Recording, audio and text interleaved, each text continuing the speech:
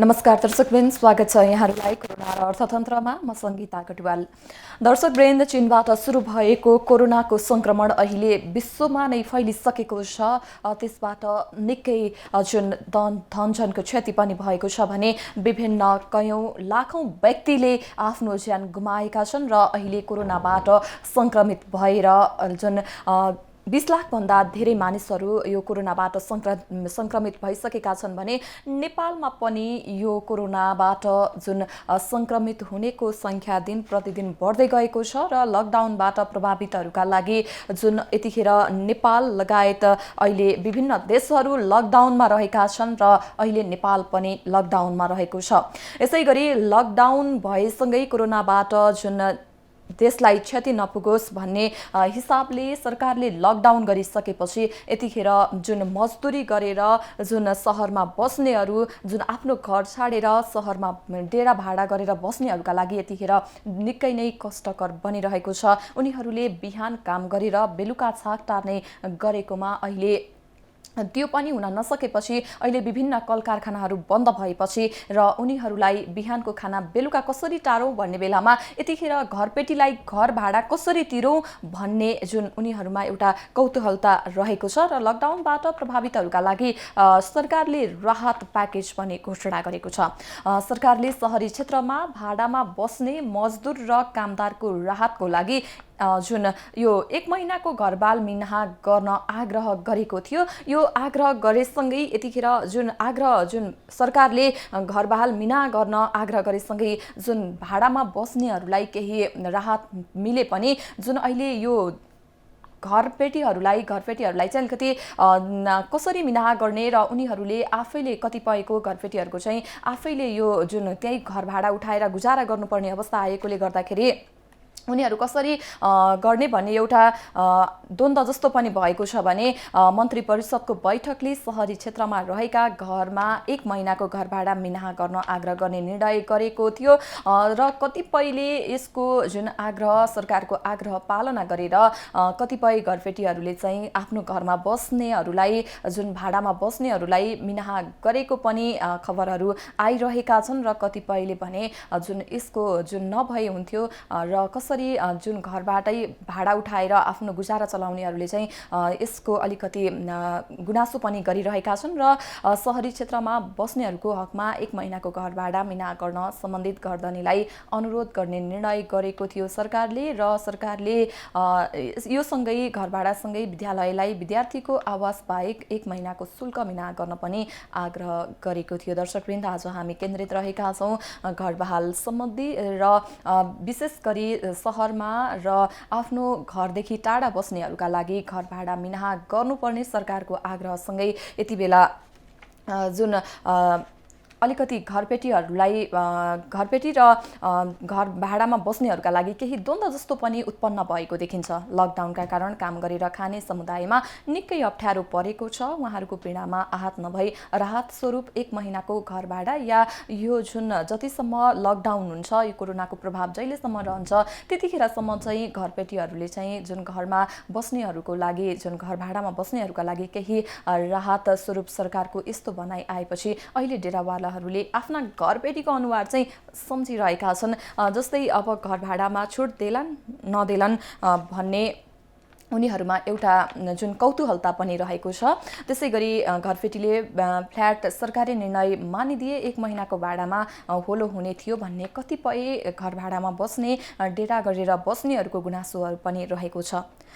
दर्शकवृन्द, त्यसैगरी आज हामी विभिन्न व्यक्तित्वहरूसँग यो घर बहाल सम्बन्धी विभिन्न व्यक्तित्वहरूसँग यसको समाधान कसरी हुन्छ, के यसको पालना घरपेटीहरूले गर्लान् या नगर्लान्, यसैसँग केन्द्रित रहेर आज हामी कोरोना र अर्थतन्त्रमा कुराकानी गर्नेछौँ र विभिन्न व्यक्तिहरूको गुनासो पनि लिनेछौँ। साथै अहिले चाहिँ हामी विभिन्न व्यक्तित्वहरूसँग यसको समाधानको विषय के हुन्छ र अब आउने दिनहरूमा यसका सम्बन्धित निकायहरू जुन डेरावाला सङ्घले के गर्दैछ, साथै भाडावाला सरोकार समाज के भन्छ भन्ने विषयमा हामी केन्द्रित रहेर कुराकानी गर्नेछौँ। त्यसैगरी घरपेटीले पनि यो निर्णय सम्झिरहेका होलान्। कतिपय घरपेटी भाडा छुट दिउँ न त 1 महिनाको कुरा न हो भन्ने सोचाइमा होलान्। त्यसैगरी हामीसँग अहिले प्रत्यक्ष टेलिफोन सम्पर्कमा हामी जोडिने प्रयास गरिरहेका छौँ। यतिखेर हामीसँग प्रत्यक्ष टेलिफोन सम्पर्कमा हुनुहुन्छ मोहनमाया ढकाल, उपमेयर, वीरेन्द्रनगर नगरपालिकाका उपमेयर हुनुहुन्छ। हामी उहाँसँग कुराकानी गर्नेछौँ। मोहनमायाज्यू, हामीलाई सुन्नुभएको छ? हजुर, सुनिरहेको छु। हजुर, अहिले जुन तपाईँ वीरेन्द्रनगर नगरपालिकाको उपमेयर पनि हुनुहुन्छ, अहिले सरकारले जुन आफ्नो घरदेखि टाढा बस्नेहरू र डेरा गरेर बस्नेहरूका लागि चाहिँ घर बहाल जुन डेरामा बस्नेहरूका लागि चाहिँ केही घरपेटीले छुटको व्यवस्था गरिदिन केही अपिल पनि गरेको छ। यो अहिले यस विषयमा तपाईँ के भन्नुहुन्छ? धन्यवाद। विशेष गरेर वीरेन्द्रनगर नगरपालिकाको गत चैत 24 गते हामी कार्यपालिकाको बैठक बसेका थियौँ। त्यो बैठकबाट पनि हामीले निर्णय गरेका छौँ होइन। वीरेन्द्रनगर नगरपालिकाका सम्पूर्ण जनप्रतिनिधिहरूले चैत महिनाको घर बहाल, यदि कसैले घर बहाल दिनुभएको छ भने घर बहाल नलिने भनेर हामीले निर्णय गर्यौँ र सँगसँगै वीरेन्द्रनगर नगरपालिकाका सम्पूर्ण नगरवासीहरू जसले आफ्नो घर बहालमा दिनुभएको छ उहाँहरूलाई पनि अहिले राष्ट्र नै सङ्कटमा परिरहेको बेला, आम नागरिकहरूको दैनिक जीवन सङ्कटमा परिरहेको बेला धेरै कुराहरूको समस्या हुन सक्छ। त्यस कारणले हामीले सम्पूर्ण वीरेन्द्रनगरवासी घर धनीहरूलाई पनि अपिल गरेका छौँ, 1 महिनाको घर भाडा तपाईँहरूले पनि छुट गरिदिनुहोस् भनेका छौँ। यसको प्रतिक्रिया सबै ठाउँबाट राम्रो आएको छ र केहीले हामीले घर भाडा छुट गर्यो भनेर सामाजिक सञ्जालहरू मार्फत पनि भन्नुभएको छ र नगरपालिकाले नेपाल सरकारले यो निर्णय गरिसकेपछि हामी जनप्रतिनिधिहरूले घर बहाल दिएका छौँ भने कसैले पनि घर बहाल नलिने निर्णय गर्यो र नगरवासीलाई पनि अपिल गरेका छौँ। जस्तै यहाँहरूले जुन तपाईहरूको जुन क्षेत्रमा भएको जुन तपाईहरूले एउटा कार्यक्रम जुन बैठक बसेर पनि यसको बारेमा भन्यौ भनेर भन्नुभयो, यसको प्रभावकारिता चाहिँ कतिको पाउनु भएको छ नि? यसको प्रभावकारिताको विषयमा धेरै क्षेत्रहरूबाट कुरा पनि भएको छ। नगरपालिकाले यो राम्रो निर्णय गर्यो भन्ने पनि भएको छ र सँगसँगै अर्को कुरा के पनि आएको छ भन्दा घर बहालमा बस्ने विपन्न मजदुर विद्यार्थीहरू होइन जो एकदमै सङ्कटमा आर्थिक सङ्कटमा हुनुहुन्छ उहाँहरूलाई छुट दिनुपर्छ र जो चाहिँ बिजनेसमा हुनुहुन्छ अथवा उहाँहरूले 1 महिनाको बहाल तिर्न सक्नुहुन्छ त्यसकोलाई चाहिँ अलिक गाह्रो हुन्छ कि भन्ने केहीबाट पनि आएको छ। तर समग्रमा यो निर्णयले अलिकति घर धनीहरूले पनि आफूले पनि केही कन्ट्रिब्युट गर्न पाएको महसुस र नगरपालिकाले यो गरेको निर्णय राम्रो छ भन्ने आएको छ। हामीले फेरि पनि अपिल नै गरेका छौँ उहाँहरूलाई, कम्तीमा सरकारले यो निर्णय गरेको छ तपाईँहरू सबैले यसमा सहयोग गरिदिनुहोस् भनेका छौँ र अहिलेसम्म त्यस्तो कुनै नकारात्मक टिप्पणी नआएको हुँदा यसलाई सबैले पोजिटिभ हिसाबले नै लिनुभएको छ भन्ने हाम्रो चाहिँ सोचाइ भएको छ। जस्तै मेयरज्यू, त्यसरी अब अनिवार्य रूपमा नै तिर्नुपर्छ भनेर अहिले यसको पनि भएको छैन होइन। सरकारले पनि अनिवार्य रूपमा यो घर बहाल नतिर्नुपर्ने भनेर यो लागू नगरिसकेको बेलामा कतिपय घर धनीहरूले चाहिँ यसको आपत्ति पनि जनाउनु भएको छ। उहाँहरूले चाहिँ आफ्नो रोजगारी नभएको र त्यही घरबाट पनि घर बहाल उठाएर आफ्नो गुजारा चलाउँदै आउनु भएको र अहिले हामी त्यस्तो गर्न नसक्ने भन्ने कतिपयको गुनासो पनि आउने गरेको छ नि, यसमा चाहिँ के भन्नुहुन्छ तपाईँ? यसमा जुन गुनासो छ अब त्यसलाई पनि हामीले अलिकति व्यावहारिक रूपमा कस्तो छ त वास्तविकता भनेर पनि बुझ्नुपर्ने हुन्छ। कोही निकै सङ्कटमा हुनुहुन्छ, तर मलाई यहाँनिर के लाग्छ भने सबैभन्दा ठुलो कुरा चाहिँ मन हो भन्ने लाग्छ। तपाईँलाई अब एउटा उदाहरण भनौँ, वीरेन्द्रनगर नगरपालिकामा एकजना अलिकति ज्येष्ठ नागरिक समुदाय आउनु भएर उहाँले ठिक हामीलाई दिँदै के भन्नुभयो भने म सरकारलाई सहयोग गर्न चाहन्छु 5000 भनेर निकै खुसी व्यक्त गर्दै उहाँ नगरपालिकामा आउनुभयो। अनि हामीले धेरै कुरा गऱ्यौँ अनि तपाईँले के व्यवसाय गर्नुहुन्छ, के पेसा गर्नुहुन्छ भन्दा मैले वीरेन्द्रनगर नगरपालिकाको वडा नम्बर 8 मा आरएम व्यवसाय गरेर बस्छु र अहिले राष्ट्र सङ्कटमा परेको छ, विश्वभरि मान्छेहरू मरिरहेका छन्, मैले कमाएको अथवा मसँग भएको सानो सहयोग पनि म सरकारलाई गर्न चाहन्छु, सबैलाई गर्न चाहन्छु भनेर भन्नुभएको थियो होइन। यो एउटा राम्रो उदाहरण बन्न सक्छ। अहिले सङ्कटमा परेको बेला मान्छेहरू लाई नै एउटा चाहिँ धेरै कुराहरूको आर्थिक भार होला अथवा मानवीय सङ्कट होला, धेरै कुराहरू परेको बेला राष्ट्रलाई यो कुरा हामी सहयोग गर्छौँ भनेर सबै घर धनीहरूले बोलिदिनु भयो भने यो निकै प्रभावकारी र राम्रो पनि बन्छ। र हाम्रो विश्वास पनि के छ भन्दा नगरपालिकाले यो निर्णय गरिसकेपछि सम्पूर्ण जनप्रतिनिधिहरूले यसलाई राम्रो रूपमा लिनुभयो, कार्यपालिकाले सही निर्णय गर्यो, राम्रो निर्णय गर्यो भन्ने कुरा पनि उहाँहरूले जनाउनु भयो भने बाहिर अन्यत्र नागरिक समाज अथवा उद्योगी व्यवसायीहरूले पनि नगरपालिकाको यो निर्णय चाहिँ सकारात्मक र राम्रो हो भन्ने कुरा गर्नुभएको छ। र हामीले सबैलाई अपिल गरेका छौँ अब 7% यो कार्यान्वयन नभए पनि यसले एउटा राम्रो परिणाम दिनेछ र सबैलाई सहयोग गर्ने वातावरण बनाउने छ भन्ने चाहिँ लाग्छ। हजुर, जस्तै तपाईँ मोहनमायाज्यू तपाईँ एउटा उपमेयर पनि हुनुहुन्छ होइन, र आफ्नो जुन क्षेत्रको यहाँले प्रतिनिधित्व पनि गर्नुहुन्छ।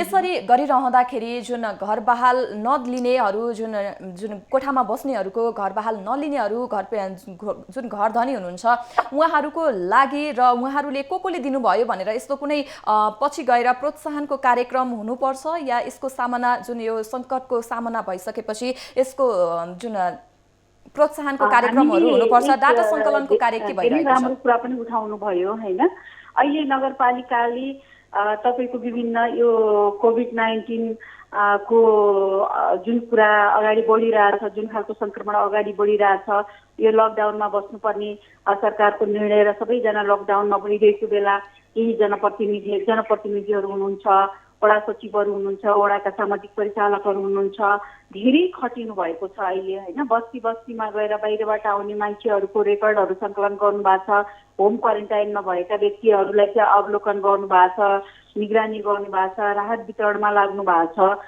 यद्यपि धेरै कुराको जोखिम हुँदाहुँदै पनि आफ्नो व्यक्तिगत सुरक्षा मात्र होइन कि समाजलाई नै सुरक्षित राखेर अगाडि बढ्नुपर्छ भनेर जस्तै यो बाहिर एउटा कार्यक्षेत्रमा होमिनु भएको छ। हामी उहाँहरू सबैलाई सम्मान गर्ने र जुन वडाहरूमा घरबेटीहरूले घर बहाल कर छुट गर्नुभएको छ र अन्य कुरामा चाहिँ सरकारलाई एउटा सहयोग र कोअर्डिनेसन गर्नुभएको छ, उहाँहरूलाई पनि भोलि गएर सम्मान पत्र दिएर तपाईँलाई धन्यवाद भन्ने चाहिँ त्यो गर्नुपर्छ भनेर हामीले योजना बनाएका छौँ र हामी त्यो गर्छौँ पनि। त्यसबाट पनि कति गर्नुभयो र कतिले गर्नु भएको छैन, अथवा यो सरकारको निर्णयलाई कतिले कार्यान्वयन गर्नुभयो, अपिललाई कतिले चाहिँ सकारात्मक रूपमा लिनुभयो र कति घर धनीहरू एउटा चाहिँ होइन सङ्कटको बेला सहयोग गर्न अगाडि बढ्नुभयो भन्ने कुरा पनि यसले देखाउने छ। तर पनि फेरि बाध्यात्मक अवस्थामा तपाईँले गर्नै पर्छ भनेर सरकारले चाहिँ जबरजस्ती अहिले हामीले गर्न चाहिँ सक्दैनौँ, उहाँहरूलाई अपिलै गर्ने हो र यदि उहाँहरूले कुरा स्वीकार गर्नुभयो भने हामीले उहाँहरूलाई सम्मानको कार्यक्रम पनि प्रत्येक वडा मार्फतै गरेर जानुपर्छ भन्ने कुरा सोच बनाएर अगाडि बढेका छौँ।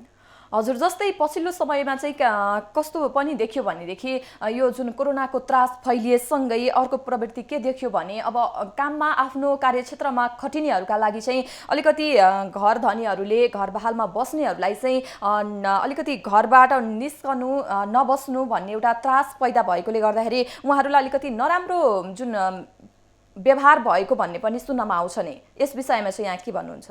अहिले वास्तवमा यो कुरा विभिन्न मिडियाहरूबाट आइरहेको छ होइन। सुरक्षित प्रेमनगरको सन्दर्भमा अहिलेसम्म हामी कहाँ त्यस्तो केस आएको छैन, तर पनि हामी अनुरोध गर्न चाहन्छौँ अब यसलाई सबैले राम्रोसँग व्यवस्थित तरिकाले सजगता अप्नाएर सबैले सबैलाई सहयोग गर्नुपर्छ भन्ने पनि हाम्रो अपिल छ। र आज बिहान मात्रै हामी नगरपालिकामा केही बेर अलिकति छलफल पनि गरेका छौँ। हाम्रो प्रमुख प्रशासकीय अधिकृत लगायत प्रशासनिक टिमहरू हामी बसेर कि अब अहिले विभिन्न ठाउँमा जानको लागि आएर अलपत्र कोही चाहिँ नगरपालिकामा बस्नु हुनुहुन्छ, सडकमा हुनुहुन्छ, उहाँहरूलाई खाने बस्नेको ठेगान पनि छैन र गन्तव्य स्थानसम्म पुग्न पनि सक्नु भएको छैन लकडाउनको कारण पनि, उहाँहरूलाई खाने बस्नेको व्यवस्था अब नगरपालिकाले गर्नुपर्छ भनेर हामीले त्यो कुरालाई पनि सोच बनाएका छौँ। सम्भवतः भोलिसम्ममा हामीले त्यो कुरालाई पनि फाइनल गर्छौँ। त्यसकारण अब यो सबै सङ्कटमा छौँ होइन, समस्या मात्रै भन्दा पनि कसरी समाधान दिन सकिन्छ भन्ने सोच्ने दायित्व चाहिँ अब सरकारको सँगसँगै आम नागरिकको पनि हो भन्न चाहन्छु। र अहिलेसम्म नगरपालिकामा त्यस्तो समस्या आएको छैन। यदि आयो भने त्यसलाई पनि कसरी समाधान गर्ने भन्ने कुरा स्थानीय तहले सोच बनाएर अगाडि बढ्छ। हजुर, जस्तै यो अहिले जुन वीरेन्द्रनगर नगरपालिकामा चाहिँ जुन राहत वितरणको कार्य के भइरहेको छ यस बारेमा नै केही जानकारी अहिले गराउनुहोस्। हामीले वीरेन्द्रनगर नगरपालिकामा स्थायी रूपमा बसोबास गर्नुहुने अति विपन्न मजदुरहरू होइन, जसको साँझ बिहान छाक टर्न मजदुरी नगर्दाखेरि गाह्रो हुन्छ, उहाँहरूलाई एक चरणको हामीले राहत वितरण सबै सम्पन्न गरिसकेका छौँ। र वीरेन्द्रनगर नगरपालिका राजधानीको नगरपालिका पनि हो र विभिन्न कर्णाली प्रदेशको राजधानी पनि हो र विभिन्न क्षेत्रबाट यहाँ मजदुरी गर्न आउनु भएको छ। यहाँ कोही अध्ययनको सिलसिलामा आउनु भएको छ, विभिन्न सिलसिलामा आउनु भएको छ होइन। त्यस्तो खालको विद्यार्थीहरू जो घरमा जान पाउनु भएन, अहिले सङ्कटमा हुनुहुन्छ, त्यस्तो खालको मजदुर अति विपन्नहरू जो घर बाहिरमा बसिराख्नु भएको छ, मजदुरी गर्न नपाउँदा साँझ बिहान खान गाह्रो भएको छ, उहाँहरूको लागि पनि राहत कार्यक्रम हामीले अगाडि बढाइसकेका छौँ।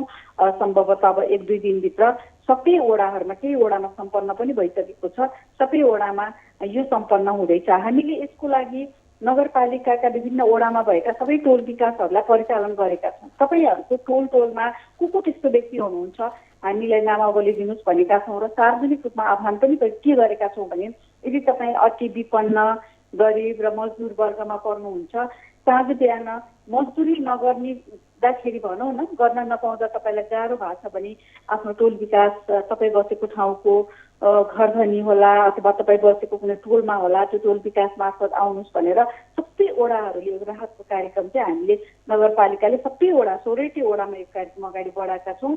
र अहिलेसम्म त्यस्तो कुनै गुनासो पनि आएको छैन। कोही छुट्नु भएको छ, कोही के गर्नु भएको छ भने पनि हामीले आउनुहोस्, तपाईँ सबै नै राहत पाउने वर्ग हो भने राहत पाउनुहुन्छ र छुटेको भए पनि फेरि पाउनुहुन्छ भनेका छौँ।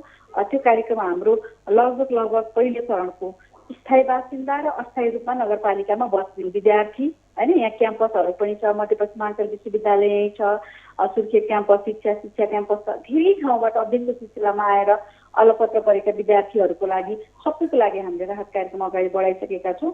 अब 1-2 दिनमा यो राहत कार्यक्रम पनि सकिन्छ र हामी दोस्रो चरणमा जो खाना फेरि पनि राहत पाएर पनि त्यो राहत सकिएर फेरि पनि समस्यामा पर्नुहुन्छ उहाँहरूको लागि पनि व्यवस्थापन गर्ने गरी अगाडि बढेका छौँ। हजुर, जस्तै यहाँले भन्नुभयो कि पहिलो चरणको राहत कार्यक्रम चाहिँ वितरण भइसकेको छ भनेर भन्नुभयो होइन। मैले यसैमा यहाँलाई एउटा क्वेसन जोड्न चाहेँ। कतिपय यहाँहरूले चाहिँ अब जुन राहत वितरण गरिरहँदाखेरि कसरी पहिचान गर्नुभएको छ र कसलाई राहत दिने या नदिने भनेर कसरी पहिचान गर्नुभएको छ? यो कुरा चाहिँ जसो हामीले नगरपालिका सँगसँगै ओडा र ओडामा प्रत्येक ओडामा एउटा ओडामा 25-30वटा टोल विकास संस्थाहरू छ। टोलको होइन, 25-30 घरको टोल विकास संस्थाहरू छ। अनि तपाईँको यो 25-30 घरको टोल विकासहरू छ भने त्यो एरियाभित्र को छ त त्यस्तो विपन्न वर्ग होइन, उहाँहरू आउनुहुन्छ र उहाँहरू यो चाहिँ विपन्न वर्गमा पर्नुहुन्छ भनेर टोल विकास मार्फतै सिफारिस भएर अगाडि आएको हुनाले सबै टोलमा व्यक्तिहरू जाने, हामीले चाहिँ समस्या पर्यो राहत पाउनु पर्यो भन्यो भने टोल विकासले सिफारिस गर्छ, अनि ओडाले सिफारिस गर्छ र उहाँहरूले राहत पाउनु भएको छ। त्यो हुँदाखेरि सबै ठाउँमा पुगेको छ भन्ने हाम्रो विश्वास छ। र अहिले आम नागरिकले हामीले राहत पाएनौँ भनेर नगरपालिकामा अथवा अन्यत्र गुनासो त्यति धेरै गर्नु भएको छैन। टोललाई परिचालन गरेको हुँदाखेरि सबैकोमा पुगेको छ भन्ने छ। र हामीले फेरि पनि कार्यपालिकाको बैठक बसेर यदि कोही छुट्नु भएको छ र टोल विकासले सिफारिस गर्छ भने र नेपाल सरकारले बनाएको मापदण्डमा उहाँहरू पर्नुहुन्छ भने उहाँहरूलाई राहत दिने भन्ने निर्णय पनि गरेका छौँ। त्यसरी अगाडि बढेका छौँ। जस्तै यहाँहरूले आफ्नो घरबाट टाढा रहनुभएका विद्यार्थीहरूका लागि, विपन्न अशक्त वृद्धको लागि र जुन अलिकति निम्न आय निम्न भएका व्यक्तिहरूका लागि चाहिँ राहत वितरण गर्दै आएका छौँ भनेर भन्नुभयो। यस्ता कतिपय घटनाहरू पनि आउने गरेका छन् कि अलिकति सम्पन्न परिवारहरूले पनि राहतको लागि जुन आफ्नो जुन सिफारिस गरेको र पहुँचवालाहरूले चाहिँ अलिकति समयमै राहत पाएको भन्ने गुनासोहरू पनि आउने गरेका छन्। अहिले वीरेन्द्रनगरमा चाहिँ यस्तो गुनासोहरू, यस्तो समस्याहरू छ कि छैन? अब कति कुनै वडामा चाहिँ यस्तो भयो भन्ने खालको एउटा ऱ्यान्डमली भनौँ न कसले लग्यो भन्ने कुरा त आएको छैन, कहीँ कतै यस्तो पर्यो भन्ने कुरा कतै कतै नउठेको होइन। तर पनि हामीले प्रत्येक व्यक्ति एउटा फर्मेट नै तयार गरेका छौँ होइन। परिवार सङ्ख्या कति, घरमुलीको उहाँको नागरिकता राखेका छौँ, उहाँहरूको सही छाप गरेका छौँ, मजदुरी गरेर खाएको हो कि के हो होइन। हामीले एउटा क्राइटेरिया पनि के छ भन्दा जागिर खाएको, तपाईँको घर भाडामा दिएको होइन, आफ्नो घर जग्गाले चाहिँ खान पुग्ने त्यस्तो वर्गले राहत नपाउने भनेर सबै हामीले त्यो क्राइटेरियाहरू बनाएर टोल विकासलाई पठाएको र टोल विकासले नै सिफारिस गरेको। हामीले के पनि भनेका छौँ भने भोलि त यो कुरा अडिट हुन्छ होइन, कुन वडामा कुन टोलमा को व्यक्तिले तपाईँको राहत पायो भन्ने सबै विवरण अहिले हामीसँग छ। भोलि यदि त्यो विवरण अनुसार मापदण्डभन्दा विपरीत गएर कसैले राहत लिनुभएको छ भने त्यो राहत हामीले फिर्ता पनि गर्न लगाउँछौँ भनेर टोल विकासलाई भनेका छौँ। र भोलि जसले नामहरू लेखाएर राहत लिनुभएको छ त्यो नगरपालिकाको वेबसाइट र पेजहरूमा सार्वजनिक हुन्छ र त्यो सबैले हेर्न पाउने गरी हामीले मिडियामा पनि सार्वजनिक गर्छौँ भनेर पनि यो कुरा भनेका छौँ। त्यस कारणले त्यति धेरै आएको छैन होइन। अब यहाँ भनौँ न प्रमुख उपप्रमुख अथवा वडा अध्यक्ष अथवा प्रशासकीय अधिकृतलाई भनेको भरमा राहत पाउने सिस्टम हामी कहाँ छैन। टोल विकासले नै सिफारिस गर्नुपर्ने भएको हुनाले आफ्नो टोलमा उहाँहरू त्यही मार्फतै आउने भएको हुनाले पनि केही सहज चाहिँ हामी कहाँ भएको छ। हजुर, जस्तै यहाँ वीरेन्द्रनगरको उपमेयर पनि हुनुहुन्छ, यसै गरी अब दिन प्रतिदिन लकडाउन बढ्दै गएको छ र यो त्रासको कारणले गर्दा लकडाउन बढ्दै जाँदाखेरि अझै लकडाउन लम्बियो भनेदेखि यहाँहरूको जुन आगामी दिनको रणनीति चाहिँ के हुन्छ यो पनि बताइदिनुहोस् न। अहिले जस्तो अब लकडाउन अवस्था अगाडि बढ्यो भने हामीले दुई तिनवटा कुरालाई चाहिँ यहाँ अगाडि बढाएका छौँ होइन। अर्को कुरा अब स्वास्थ्य र आधारभूत स्वास्थ्य र राहतको कार्यक्रम चाहिँ स्थानीय तहको अधिकार क्षेत्रभित्र पनि पर्छ। त्यस कारणले हामीले हाम्रो प्रत्येक वडाको स्वास्थ्य चौकीहरू 6 बजेदेखि 8 बजे साँझ फेरि बिहान 8 बजेदेखि साँझ 6 बजेसम्म हामीले खुल्ला राखेका छौँ। वडामा सबै स्वास्थ्य संस्थाहरू अपडेट छ, आधारभूत औषधिहरू पनि अपडेट छ र त्यो बाहिरबाट आएको व्यक्तिहरू कोही बिरामी पर्नुभयो कि अथवा सम्बन्धित वडामा पनि विभिन्न कारणले कोही बिरामी पर्नुभयो कि भन्ने कुरा पनि स्वास्थ्य कर्मीहरूले निकै निगरानी राखेर अगाडि बढ्नु भएको छ। र सँगसँगै अहिले हामीले के अपिल पनि गरेका छौँ नगरपालिकामा भन्दा यदि तपाईँको आफ्नो घर परिवार र कोही आफ्नो आफन्त बाहिरबाट अहिले कुनै पनि किसिमले चाहिँ नगरपालिकामा आइपुग्नु भयो भने घरमा बस्न नदिनुहोस्, उहाँहरूलाई हामीले पहिला क्वारेन्टाइनमा राख्छौँ भनेर अपिल पनि गरेका छौँ अहिले नगरपालिकामा होइन। जो पहिला आएर बस्नुभयो उहाँहरू होम क्वारेन्टाइनमा हुनुहुन्छ, स्वास्थ्य कर्मीको निगरानीमा हुनुहुन्छ। अब उपरान्त चाहिँ जो आउनुहुन्छ कसैलाई पनि घरभित्र छिर्न नदिनुहोस्, कसैलाई पनि पाहुना बनेर आउने व्यक्ति हुनुहुन्छ अथवा आफ्नै घर परिवारको जो कोही हुनुहुन्छ उहाँहरूलाई पहिला क्वारेन्टाइनमा राख्नुपर्छ भनेर नगरपालिकाले त्यो अपिल पनि गरेका छौँ। र सँगसँगै लकडाउन लम्बियो भने भोलि आम नागरिकको दैनिकीमा नै समस्या पर्न सक्छ भनेर हामीले राहतको कार्यक्रम पनि अब कसरी अगाडि बढाउने त पहिला जस्तै प्रत्येक टोलमा टोल विकासहरूलाई चाहिँ सहभागी भएर त्यहीबाट वितरण गर्ने नभई अब जो खाना अति समस्या पर्नुहुन्छ उहाँहरू आउनुहुन्छ र उहाँहरूलाई सम्बन्धित वडाको सिफारिसमा सम्बन्धित टोल मार्फत चाहिँ आउनुहुन्छ। वडाको सिफारिसमा अब उहाँहरूलाई राहत वितरणको कार्यक्रम अब अगाडि बढाउनुपर्छ। लकडाउनलाई पनि निकै व्यवस्थित र कडाइ गर्नुपर्छ र जसले खाना पाएनन् भनेर खबर गर्नुहुन्छ उहाँको घरमै गएर राहतको छोड दिने त्यो सिस्टम अगाडि बढाउनुपर्छ भनेर हामीले एउटा सोच बनाएका छौँ र एक दुई दिनमा कार्यपालिकाको बैठक बसेर त्यसलाई पनि हामी अगाडि बढाउँछौँ। हामीले के भनेका छौँ भने कोही पनि खाना नपाएर अथवा भोकै भयो भनेर सडकमा आउनुपर्ने छैन, स्थानीय तहले त्यसको व्यवस्थापन गर्छ। तर लकडाउनलाई चाहिँ निकै एउटा सचेतनापूर्वक तपाईँहरू पालना गरिदिनुहोस् र घरमा बस्नुहोस् पनि भनेका छौँ। र अहिले वीरेन्द्रनगर नगरपालिकामा दिनमा चाहिँ अति आवश्यक खाद्यान्नको सामग्री 1-2 घन्टा चाहिँ हामीले टाइम मिलाएर यहाँको उद्योग वाणिज्य सङ्घदेखि लिएर यहाँको सम्पूर्ण व्यापारीहरूसँगको पनि एउटा परामर्शमा केही समय हामीले खुल्ला गरिदिने, त्यो दूरी मेन्टेन गरेर आउनुहुन्छ, आफूलाई चाहिएको सामानहरू लिएर जानुहुन्छ र त्यो व्यवस्थापन त 1-2 घन्टा हामीले अहिले त्यो व्यवस्थापन छ। र अब यसलाई पनि केही समय लकडाउन गरेर घर घरमै होम डेलिभरी कसरी गर्न सकिन्छ त्यो विषयमा पनि नगरपालिकाले अहिले योजना बनाउँदैछ।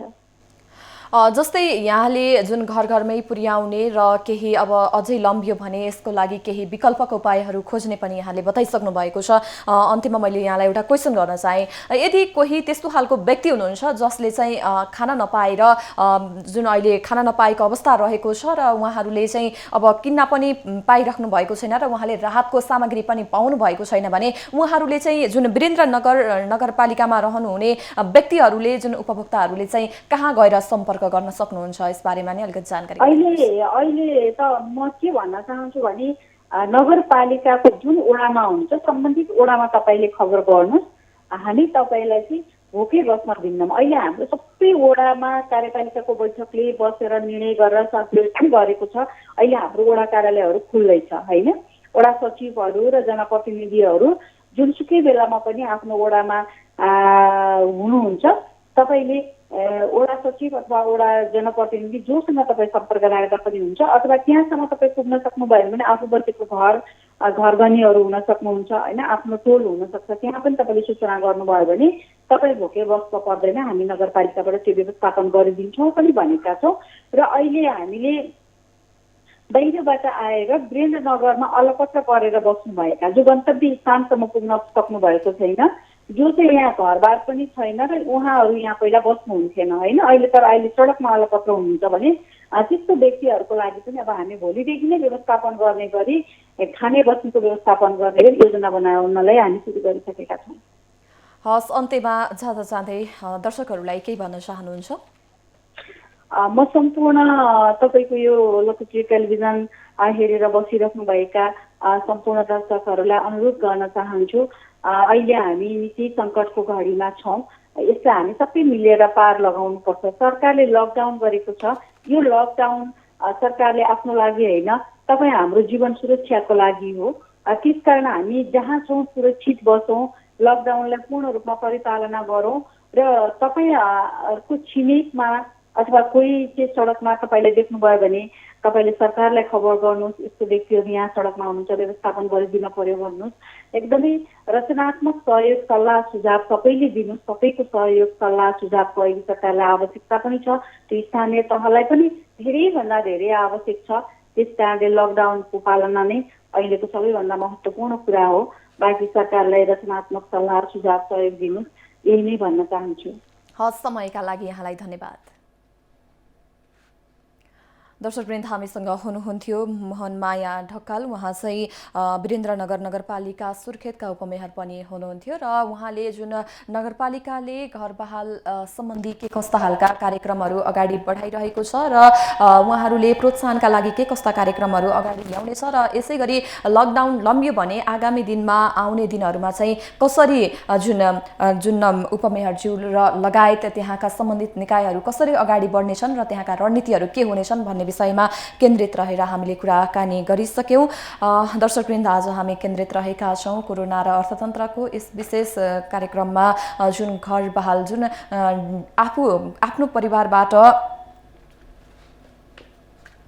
आफ्नो परिवारबाट टाढा रहने र घरबाट टाढा रहने र डेरामा बस्नेहरूका लागि चाहिँ जुन सरकारले घर भाडा 1 महिनाको घर भाडा नलिनु भन्ने जुन एउटा अपिल गरेको थियो, त्यो कतिको कार्यान्वयन भएको छ या भएको छैन भन्ने र जुन विभिन्न जनगुनासोहरू लिने उसमा रहेका छौँ र हामी जुन यदि तपाईँहरूको केही गुनासो छ भने हामीलाई यहाँहरूले राख्न सक्नुहुन्छ र हामी सम्बन्धित निकायसँग पुर्याउने पहल पनि गर्नेछौँ। दर्शकवृन्द, हामी आज यस कार्यक्रममा जुन लकडाउनका कारणले र यो कोरोनाको त्रासका कारणले गर्दाखेरि यतिखेर देश लकडाउनमा रहेको छ। त्यसै गरी विभिन्न कल कारखाना उद्योग लगायत विभिन्न सङ्घ संस्थाहरू यतिखेर बन्द अवस्थामा रहेका छन् र बिहान काम गरेर बेलुका छाक टार्नेहरूका लागि यतिखेर निकै नै कष्टकर अवस्था रहेको छ र उनीहरूले यतिखेर कसरी छाक टारौँ, कसरी आफ्ना बालबच्चाहरूलाई जुन खुवाउँ, एक छाक टारौँ भन्ने अवस्थामा घरपेटीलाई कसरी चाहिँ अहिले घर बहाल तिरौँ भन्ने अवस्था रहिरहँदाखेरि सरकारले राहतको कार्यक्रम मार्फत 1 महिनाको जुन घर भाडा चाहिँ छुट गराउने छुट गराउनको लागि अपिल पनि गरेको थियो घरधनीहरूलाई र यो कतिको कार्यान्वयन भएको छ र यस विषयमा सम्बन्धित व्यक्तिहरू के भन्नुहुन्छ भन्ने विषयमा केन्द्रित रहेर कुराकानी गरिरहेका छौँ। हामी विभिन्न व्यक्तित्वहरूसँग जोडिने क्रममा रहेका छौँ। दर्शकवृन्द, संक्रमण बढेपछि अहिले सरकारले देश लकडाउनको अवस्थामा राखेको छ। लकडाउनमा अत्यावश्यक सेवाका बाहेक सरकारी अर्ध सरकारी कार्यालयहरू बन्द अवस्थामा रहेका छन्। उद्योग, कल कारखाना, विकास निर्माणका काम सबै ठप्प नै छन्। अर्थ तथा सञ्चार मन्त्री युवराज खतिवडाले चाहिँ घर बहालमा बस्ने श्रमिक वर्गका लागि 1 महिनाको घर भाडा मिनाहा गर्न आग्रह पनि गर्नुभएको थियो र मन्त्री खतिवडाको सो भनाइपछि घर भाडामा बस्नेहरूले उहाँको समर्थन पनि कतिपयले गर्नुभएको थियो भने कतिपय घरधनीहरूले चाहिँ जुन आफूले त्यही जुन घर भाडा उठाएर आफ्नो गुजारा चलाइरहेको बेलामा कसरी हामीले यो जुन घर भाडा नउठाउँ र कसरी आफ्नो गुजारा चलाउँ भन्ने पनि कतिपय घरधनीहरूको गुनासो पनि रहेको छ र कतिपय घरबेटीले असहमति पनि जनाउनु भएको छ।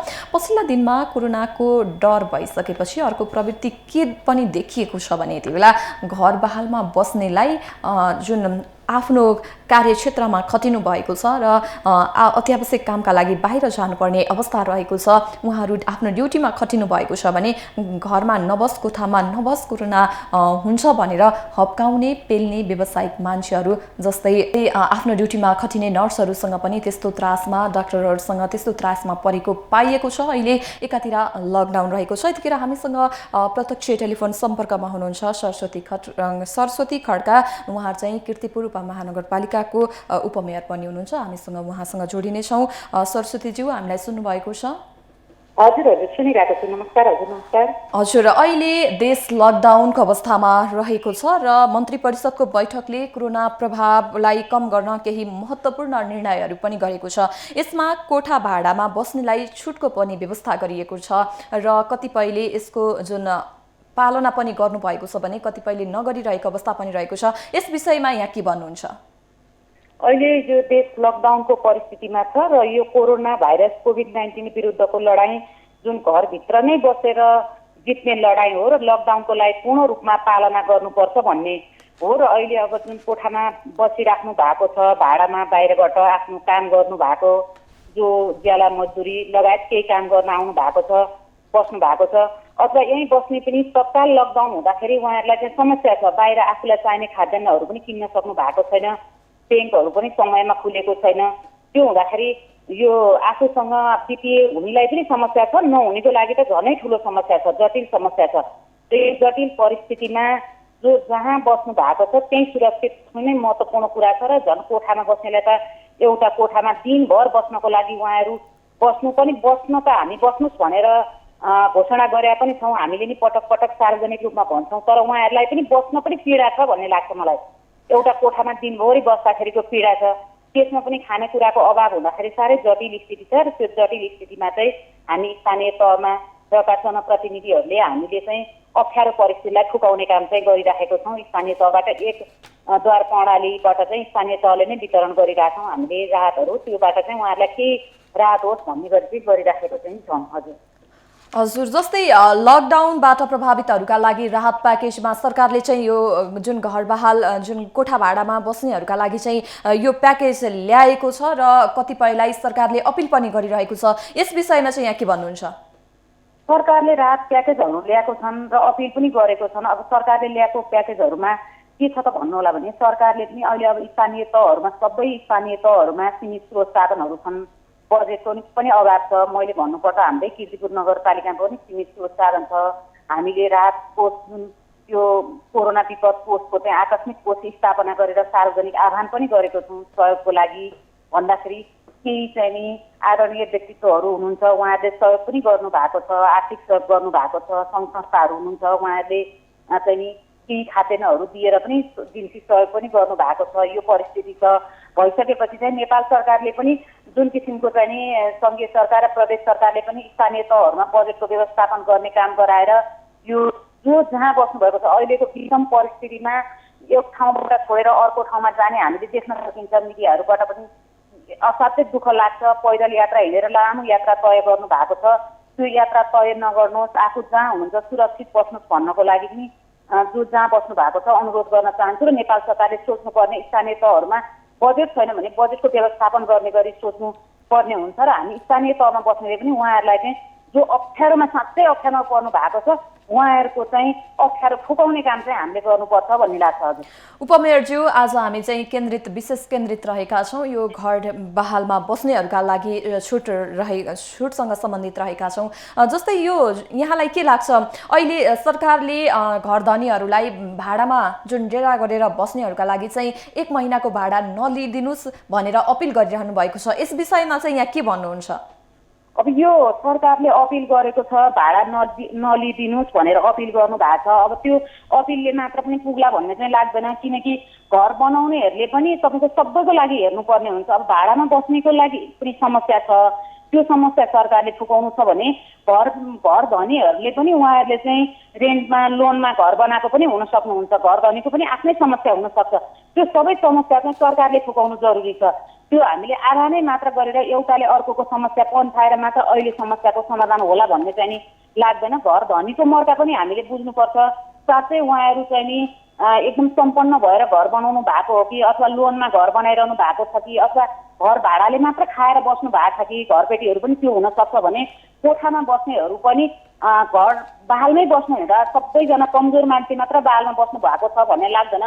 नियमित आय गर्नु भएको मान्छेहरू पनि बहालमा बस्नु भएको हुनसक्छ र अप्ठ्यारो परेको व्यक्तित्वहरू पनि बहालमा बस्नु भएको हुनसक्छ। त्यही भएको हुनाले यकिन गरेर सरकारले चाहिँ नि यो घर बहाल नलिनु भन्दा पनि सरकारले नै होला भोलि राजस्वका कुरा होलान्, यो त्यो कुरा होलान्, उहाँहरूको रेन्ट लोनको कुरा होला, त्यतातिर चाहिँ ध्यान दिनुपर्छ कि भन्ने चाहिँ नि लाग्छ। सबैको लागि हेर्नुपर्छ भन्ने लाग्छ। जस्तै यो सरकारको निर्णयलाई चाहिँ कीर्तिपुर नगरपालिकाले कसरी हेरेको छ नि? अब सरकारले गरेको निर्णयहरूलाई हामीले मान्नु, अब यो स्थानीय तहमा हामी बस्दाखेरि जुन नेपाल सरकारको निर्णय हुन्छ त्यो निर्णयलाई हामीले मान्नुपर्छ र हामीले मानेको पनि छौँ। र त्यति हुँदै पनि यो घर बहाल नलिने निर्णय जुन छ त्यो निर्णयले साँच्चै नलिँदाखेरि घर धनीहरूलाई नलिँदा त राम्रो कुरा हो, तर घर धनीहरू पनि जो हुनुहुन्छ लोनमा घर बनाउनु भएको छ भने उहाँहरूलाई पनि ठुलो समस्या र जटिल समस्या सिर्जना हुने हो कि भन्ने चाहिँ नि लाग्छ। जटिल समस्या झनै अर्को जटिलता उत्पन्न हुने हो कि बरु हामीले होला यो समयसम्मको चाहिँ नि राजस्वका कुरा होलान्, हरेक कुराहरू होलान्, तिनीहरू कुरामा चाहिँ हामीले हेर्ने कुराहरू सरकारले त्यसरी निर्धारण गर्नुपर्छ कि स्वास्थ्य शिक्षा लगायतका कुराहरूमा हेर्नुपर्छ कि भन्ने चाहिँ नि लाग्छ। जस्तै कीर्तिपुर नगरपालिकाले चाहिँ अहिले यो राहत कार्यक्रमलाई कसरी अगाडि बढाइरहेको छ, यसको बारेमा नै केही जानकारी गराइदिनुहोस् न। कीर्तिपुर नगरपालिकाले हामीले राहतको कार्यक्रम जुन पहिलो लकडाउन हुने बित्तिकै चाहिँ हामीले 1 देखि 10 वटै वडाको चाहिँ यो जुन तथ्याङ्क लिने काम चाहिँ वडाबाट तथ्याङ्क लिन लागेका छौँ र तथ्याङ्क लिँदाखेरि जो कीर्तिपुरकै पनि एकदमै विपन्न परिवार हुनुहुन्छ उहाँहरू हुनुभयो र कीर्तिपुरमा आएर बसोबास गर्नु भएको, विभिन्न कामकाजले बसोबास गर्नु भएको अथवा अध्ययनको लागि बस्नु भएको विद्यार्थीहरू लगायतलाई जो अप्ठ्यारोमा हुनुहुन्छ उहाँहरूको लागि चाहिँ नि तथ्याङ्क लिनुहोस् भनेर वडाहरूमा चाहिँ हामीले आह्वान गरेका थियौँ र वडाबाट तथ्याङ्क लिने काम भयो र पहिलो चरणको राहत वितरण काम सकिसकेको पनि छ, वडाहरूबाट वितरण भइसकेको छ।